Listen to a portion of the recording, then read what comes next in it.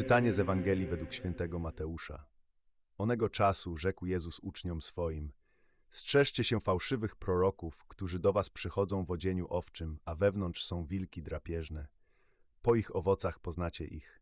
Czyż zbierają z ciernia winne jagody albo z ostu figi? Tak wszelkie drzewo dobre owoce dobre rodzi, a złe drzewo owoce złe rodzi. Nie może drzewo dobre złych owoców rodzić, ani też drzewo złe dobrych owoców rodzić. Wszelkie drzewo, które nie rodzi owocu dobrego, będzie wycięte i w ogień wrzucone. Tak więc po owocach poznacie ich. Nie każdy, który mi mówi Panie, Panie, wejdzie do Królestwa Niebieskiego, ale kto wypełnia wolę Ojca mego, który jest w niebiesiech, ten wejdzie do Królestwa Niebieskiego.